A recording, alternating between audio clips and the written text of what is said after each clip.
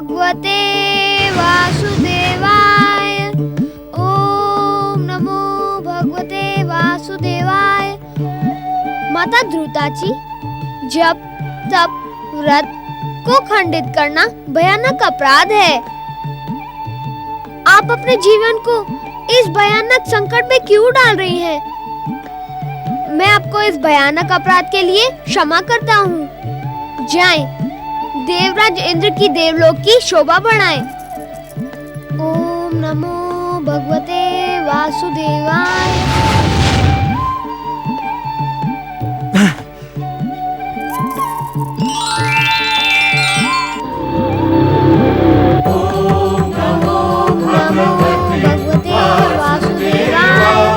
हे दया निधान, हे जगत पालक, हे जगदीश्वर, अपनी योग निद्रा को विराम दें और मेरी पुकार सुनें।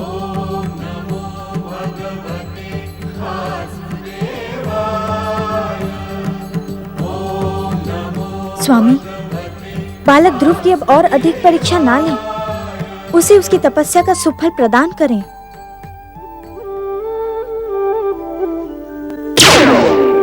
जगदीश्वर भगवान विष्णु को सप्तऋषियों का प्रणाम।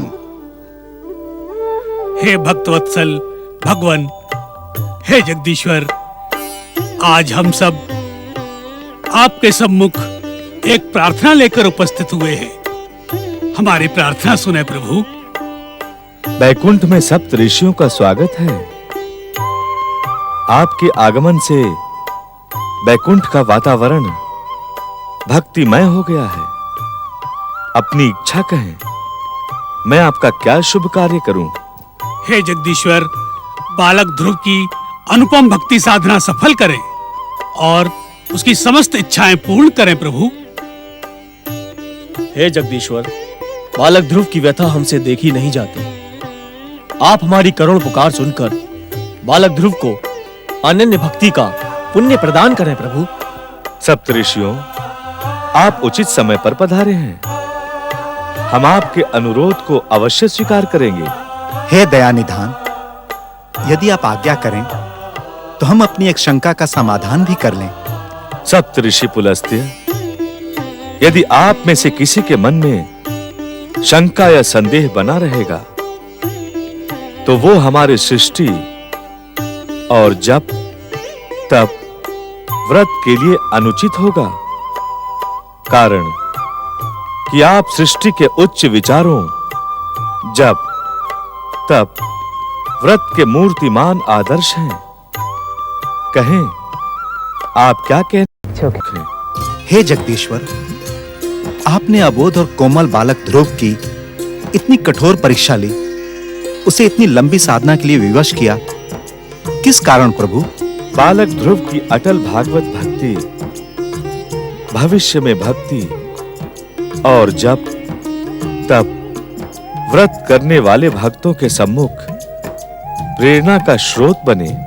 ध्रुव का नाम बालकपन से ही भक्ति और श्रद्धा के इतिहास में अमिट अक्षरों से अंकित हो, यही हमारी कामना है।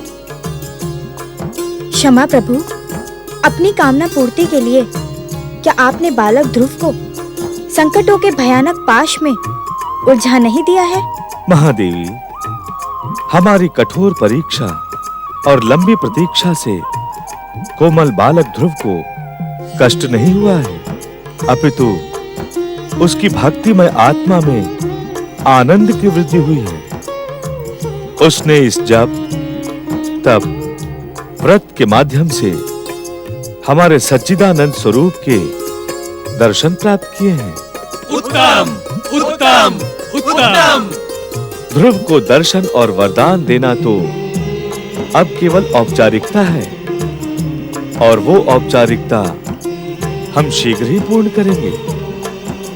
इतना ही नहीं सप्तऋषियों, राक्षस मधु तथा सूर्य देव को भी हमारी कृपा शीघ्र ही प्राप्त होगी। हे जगदीश्वर, आपके वचन सुनकर हम सब धन्य हो गए। आपकी लीला अपरंपार है प्रभु, अपरंपार है।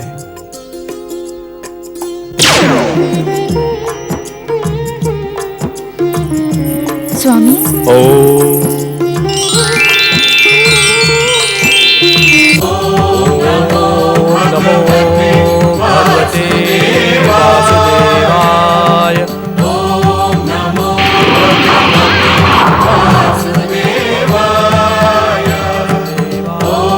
नमो भगवते वासुदेवाय। सूर्य की तपस्या से चकित होकर तुम मेरा ही स्मरण कर रहे थे ना?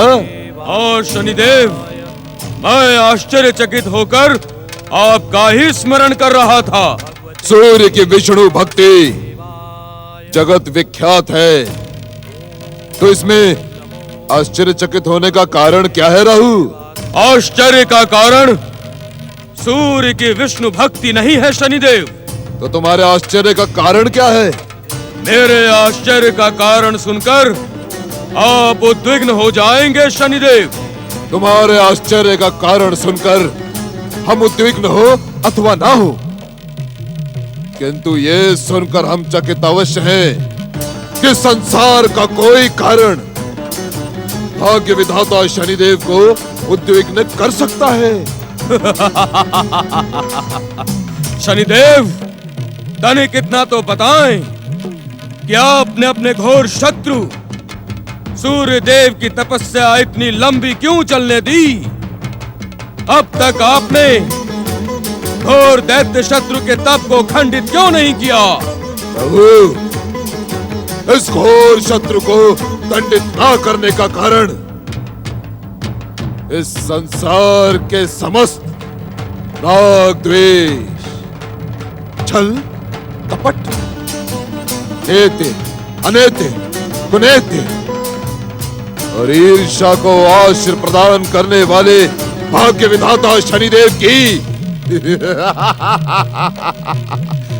कूटनीति है। कूटनीति अर्थात? प्रभु,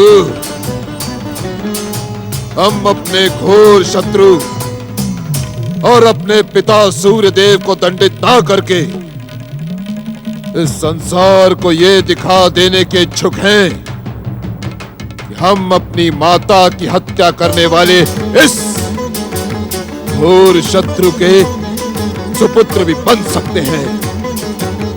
इच्छा मात्र पर हम इन तपस्वी सूर्य देव को एक ही फूंक में उड़ा भी सकते हैं, किंतु हम ये जानने के इच्छुक हैं कि इनकी तपस्या सफल होती है अथवा नहीं।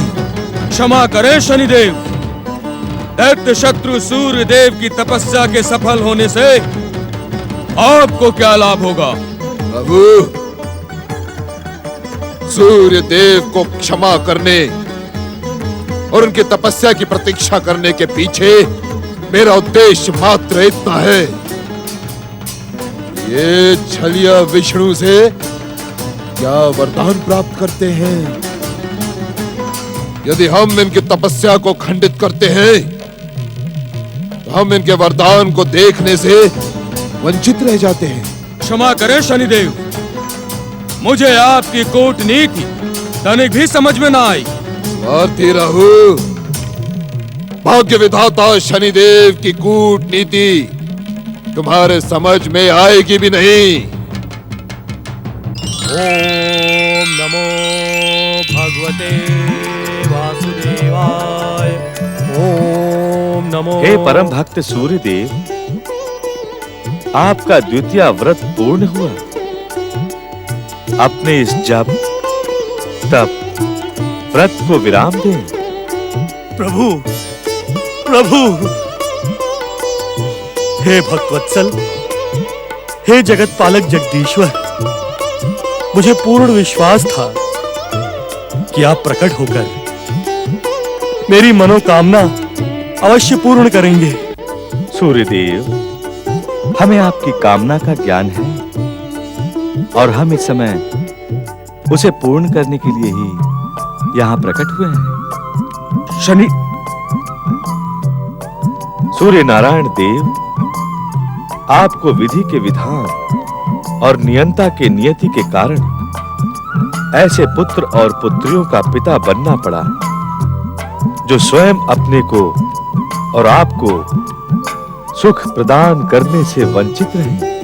हाँ जगदीश्वर, देवी संज्ञा से उत्पन्न यम और यमी मुझसे रूठकर यमलोक और पृथ्वीलोक चले गए।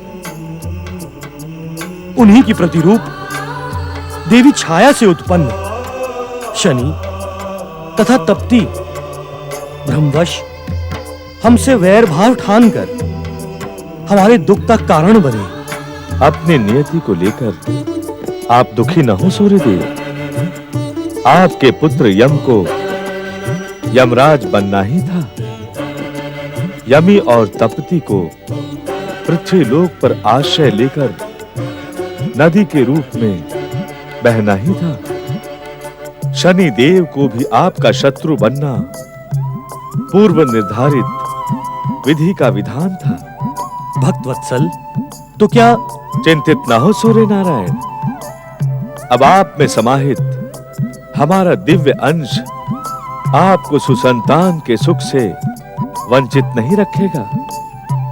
हम आपको ऐसे 2 दिव्य पुत्रों का वरदान प्रदान करते हैं जो किसी माता के उदर से नहीं, आप ही के तेजस्वी शरीर से उत्पन्न होंगे।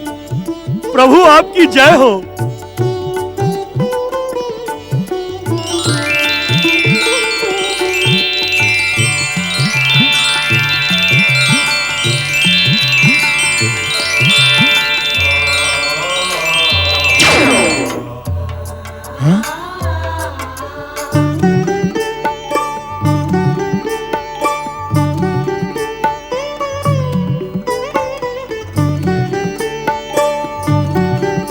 प्रभु आप धन्य हैं।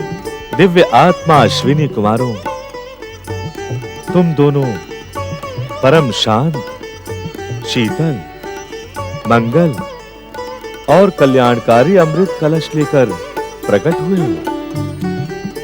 इस दिव्य अमृत के समान ही तुम दोनों का स्वभाव परम शांत, शीतल, तृप्तिकारक और सुखदायी होगा। तुम दोनों जिसका भी स्पर्श करोगे वो तन मन के समस्त रोगों से मुक्त हो जाएगा। भविष्य में तुम दोनों देवताओं के वैद्य के रूप में ख्याति और सम्मान प्राप्त करोगे। आपकी कृपा पाकर हम धन्य हो गए जगदीश्वर। हे भक्त वत्सल, हम सदा आपके दिखाए हुए पथ पर आगे बढ़ते रहेंगे। आपका कथन हमारे लिए आज्ञा के समान है।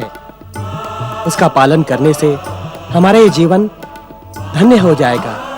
आपकी जय हो। सूर्यदेव, अपने इन आज्ञाकारी और दिव्यात्मा पुत्रों को अपनी कामना पूर्ति का आदेश दें। आप सबका कल्याण हो।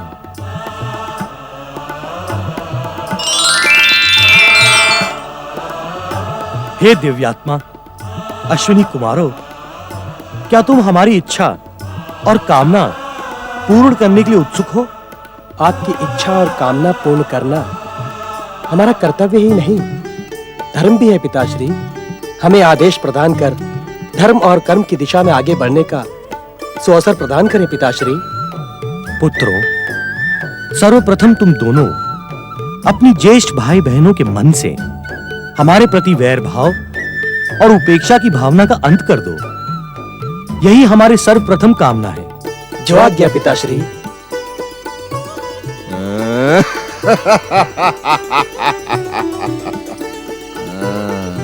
पिताश्री, हम आपकी ये कामना आपके ही आशीर्वाद और जगदीश्वर भगवान विष्णु की कृपा से अवश्य पूर्ण करेंगे।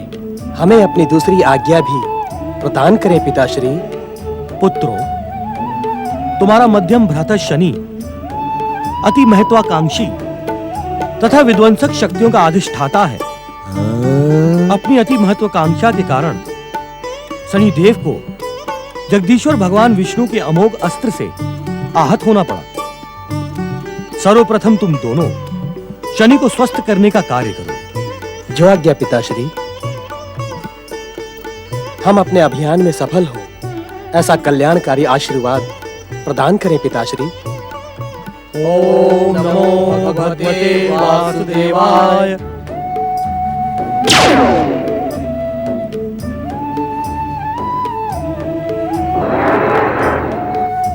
शनिदेव, आज आप भी दैत्य शत्रु छलिया विष्णु के एक और चमत्कार के साक्षी बन गए।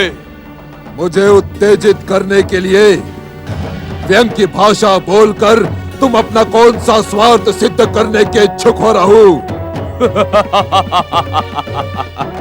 छलिया विष्णु ने सूर्य देव को अमृत कलश धारण करने वाले 2 पुत्र प्रदान कर आपकी महानता को नष्ट भ्रष्ट कर डाला है शनिदेव।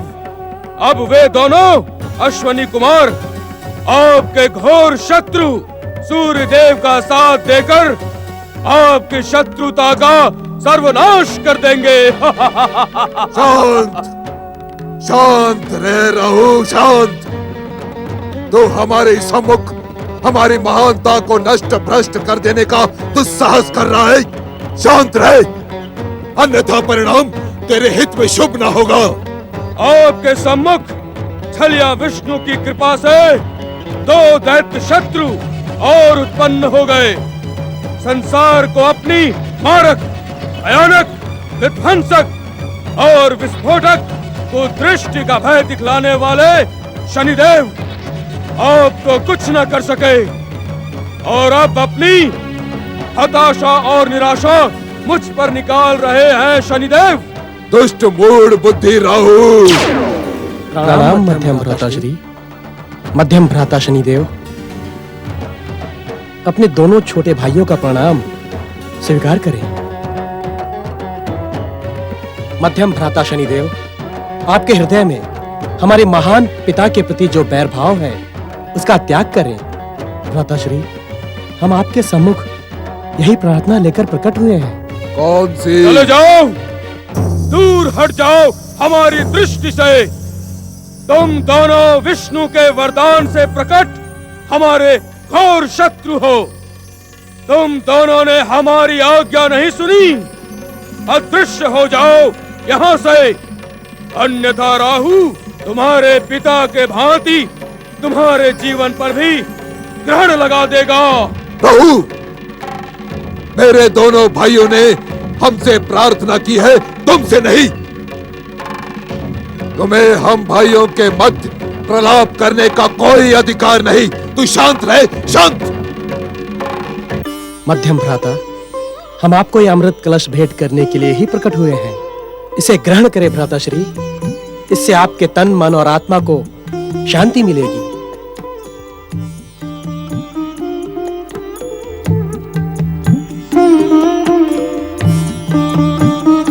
जगदीश्वर भगवान विष्णु की कृपा से प्राप्त यह अमृत संसार के हर शाप, ताप, रोग और दोष का अंत करने में सक्षम है। भ्राताश्री, इसे ग्रहण करते ही आपका अमोघ अस्त्र से आहत चरण पूर्ववत स्वस्थ हो जाएगा। अपने मन की उद्विग्नता का शमन करें मध्यम भ्राताश्री, और अपने दोनों छोटे भाइयों की यह भेंट स्वीकार करें। षड्यंत्र, घोर षड्यंत्र शनिदेव। सावधान, सावधान शनिदेव, ये अमृत नहीं है, ये विष्णु और सूर्यदेव के षड्यंत्र का विष है। आप इसे ग्रहण ना करें शनिदेव। राहु, समुद्र मंथन के समय तुमने तो चुरा कर देवताओं का अमृत ग्रहण किया था। इसी कारण विष्णु के चक्र सुदर्शन के प्रहार के पश्चात भी तुम आज तक जीवित हो। तो फिर तुम हमें उपहार में प्राप्त अमृत ग्रहण करने से क्यों रोक रहे हो? क्या तुम्हें हमारी अमरता प्रिय नहीं? हाँ?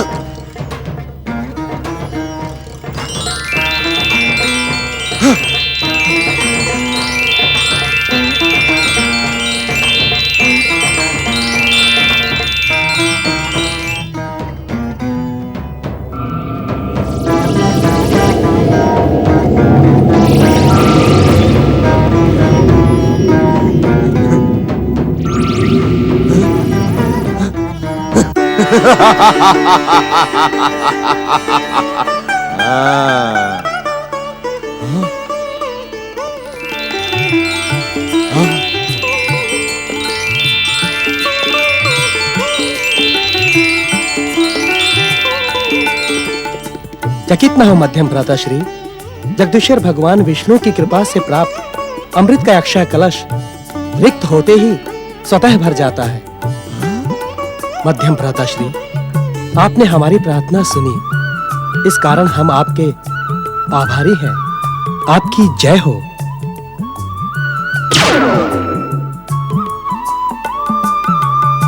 राहु, आज हमने अमृत का स्वाद जाना, किंतु इस अमृत के स्वाद से भी अधिक स्वादिष्ट एक रस का पान किया है हमने। क्या तुम्हें ज्ञात है राहु कि हम किस रस की ओर संकेत कर रहे हैं? मुझे कुछ भी ज्ञात नहीं शनिदेव। राहु, इस अमृत रस के पान करने के साथ ही मुझे यह भी ज्ञात हुआ कि परिवार और भाइयों का प्रेम कितना निर्मल और सुखदायी होता है। जीवन में पहली बार राहु, पहली बार मुझे भाई और परिवार के प्रेम की अनुभूति मिली। आज मेरा जीवन धन्य हुआ राहु, धन्य हुआ।